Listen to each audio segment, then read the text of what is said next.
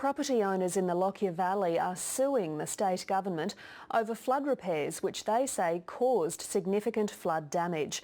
The government spent $10 million fixing ruined roads and creek crossings in the Mount Sylvia area after the 2011 disaster.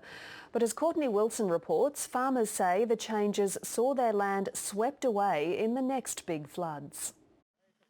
This rock and rubble was once prime agricultural land and 72-year-old Leon Field's nest egg. I thought everything was going great. As I said, we'd retire here and eventually just sell and move into town. But when the place is like this, it's unsaleable.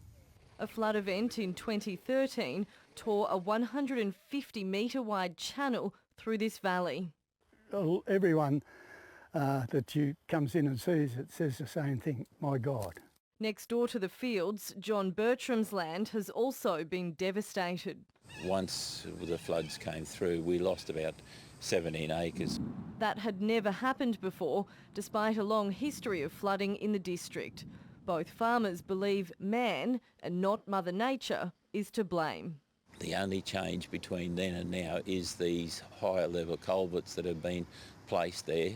The culverts were built by Main Roads after the 2011 floods ravaged the region's roads. The multi-million-dollar crossings were built to be bigger and stronger, and locals say that was the problem. Everything just banked up against the cement culverts they got there, and when that happened, well, the water had to go somewhere.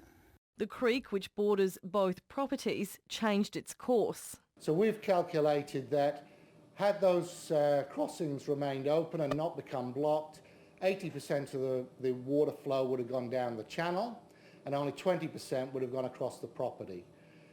With the culvert becoming blocked, it was reversed. It's left the land not just unworkable, but also impassable in wet weather.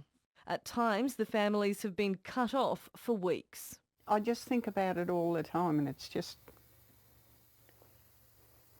I don't know, just ruined their life.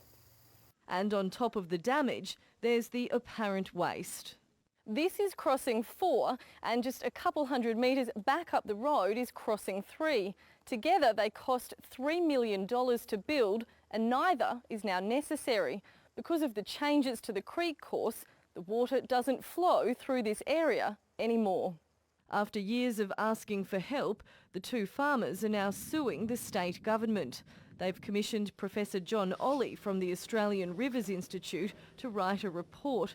He's concerned others are at risk because of an unstable creek line. The next events will do a lot more damage on that system, and that damage will occur further downstream, so there's going to be more farmland lost. It's estimated 150,000 cubic metres of topsoil has already been lost. I've heard one estimate of about 38 million as an expense to actually put it back. In a statement, Transport and Main Roads says it can't discuss any issues raised pending a resolution by the courts. John Ollie says action to revegetate creeks is needed elsewhere.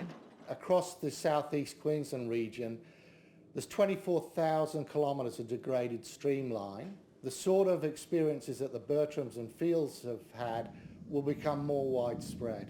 And that, according to the Fields, is a frightening prospect. Everything that we've worked for is just gone. Courtney Wilson, ABC News, Mount Sylvia.